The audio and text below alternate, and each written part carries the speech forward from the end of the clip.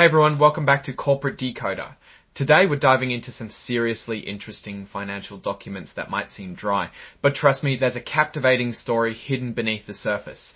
Think blank check companies, potential mega deals, and a surprising amount of legal paperwork. It's like a corporate treasure hunt, and spoiler alert, maybe there will be dilution, and we are not talking about watering juice. Let's get right to it. If you appreciate getting straightforward insights, hit that subscribe button. Also, there's a Discord community linked in the description where we discuss these topics further. Join us there.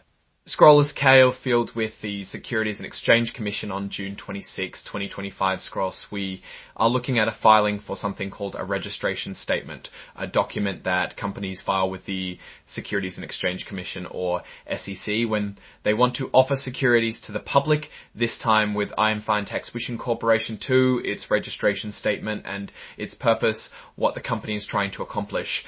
This form is actually an amendment to a previous S1 form, and so they have filed it as number 1. An S1 is typically used for initial public offerings or IPOs, meaning a company is trying to offering shares to the public for the first time. Form S1 requires a lot of information. The company also recognized as Special Purpose Acquisition Company or SPAC defined a merger. Bun check company also recognized as Special Purpose Acquisition Company or SPACs. The plan and strategy of SPACs is to raise money first, then find a company to merge with and acquire later. They are literally a blank check, which the shareholders may or may not agree with after they find a merger. INFINT Acquisition Corporation 2 Screws, INFINT Acquisition Corporation 2, is based in the Cayman Islands, but is operating in New York and intends to raise $100 million through this offer, with units priced at $10 each. Each unit contains one ordinary share plus a right to get 1/10 of a share when the company does a business combination. Now, if the underwriters that are helping INFINT find $75 million, scroll telephone to 2877501 scroll. Now, who is in charge here? This company is run by Alexander Edgarov and Lyron L. Bentovim. In past, Edgarov was involved as CEO of another similar SPAC, INFINT 1, that merged with Carion's group in Fentim 1, that merged with Carion Group in August meant. IN1 that merged with Carison Group in August of 2024 where the price was nominal, as well as a senior advisor at EDOC Acquisition Corporation. This shows that at least the management has some experience navigating this type of organization. Scroll our cactus sponsor Scroll, who is deciding on the next potential move. Well, the company was founded by a group of experts in the financial services and tech with tons of experience in investing, running and trying new innovating approaches, especially in financial technology or fintech. And the hope is that this expertise will give them an idea into finding and closing an attractive deal for all new shareholders. Break down Scroll banking, break payments, capital markets, data and analytics. Scroll. The areas of acquisition will focus on 5 main areas: banking and payments, capital markets, data and analytics, insurance, and investment management. They are targeting companies that have kind of stable or are strategically super important to their customers. And just how well is this company doing as of currently? With financial tables as of March 31, 2025, their working capital shows a roughly $183,000 positive working capital as adjusted. The month then total assets come in at around 290, total assets come in at around 206, and then the total assets come in at around 232, where out of business is not met. It goes into a shareholders deficit of roughly $2.6 million, 21.5. As dig that state, then the total assets come in at around $203,000 positive. Working capital as adjusted, then the total assets come in at around $203,000, but are expected to jump up to $100 million afterwards. Our betties will also rise. And with all the distribution that will occur if a business is not met, it goes into a shareholders deficit of roughly $2.6 million. There are always risks with SPACs, and one of the risks are in management's conflicts. They could potentially make a substantial profit even if they select an acquisition target that subsequently declines in value and is unprofitable for public shareholders by looking at the low price in the sponsor's shares. If a deal is not completed within 18 months, the company may be worthless except to the extent they receive liquidating distributions from assets outside the trust account. The key point is that management is incentivized to doing deals as they might be worthless otherwise. Scroll will be required to pay Scroll. There are fees for all of this action.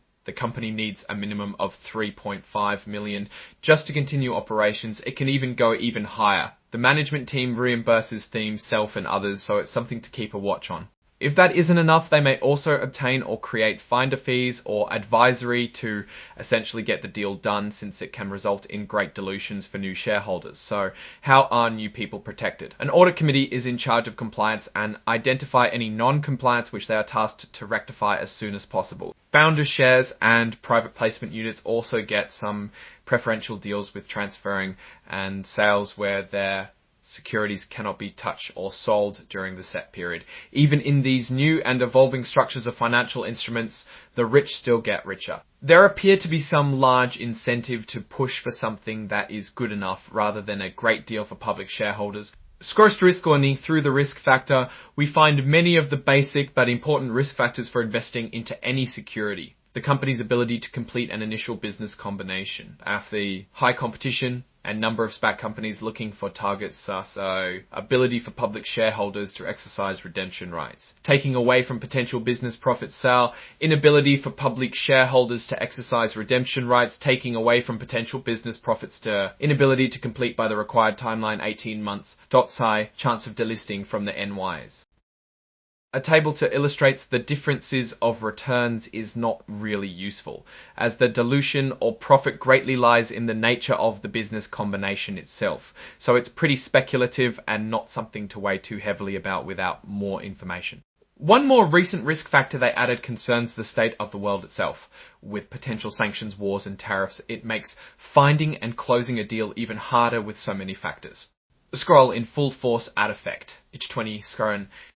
They're offering some pretty standard indemnification to all members, and trying to pass that torch on by having all service providers give up their claims is tough business. There also may exist some limited enforcement by directors as well. This could also make the proceeds difficult to access. For this, the audit committee plays a central role in detecting non-complaints. Scroll passive foreign investment. Scroll the company may be deemed a passive foreign investment, which will affect US individual and federal tax consequences. They may not have QEF protection to the company or even timely knowledge. Now that we have looked at the key risks and facts of this filing, what's the overall situation with INFINT Acquisition Corporation 2? Well, on one hand, it's another fresh-faced SPAC with experienced management, looking for a deal that isn't even in planning stages and thus carries a lot of inherent risk. With low cost for funder shares and high initial dilution into the general investors, there are obvious incentive and concern about if this combination or any combination will in any way provide profits for new shareholders. On the other hand, the team is focusing on tech that's high in opportunity. Even with all the new economic things, which may be a good sign, the management team knows what they are doing and can actually pull off the business combination that works. Keep a close watch on their future actions, as well as due diligence and risk management here are very important. It's super important to look at where they are putting their limited cash for a proper combination. The question is, are you willing to roll the dice? Let me know what you think on all this and drop your thoughts in the comments. And if this analysis was interesting, hitting that like button really helps, and subscribe for more deep dives. Also, be sure to check out the Discord to discuss this with everyone. Thanks for watching, and see you next time.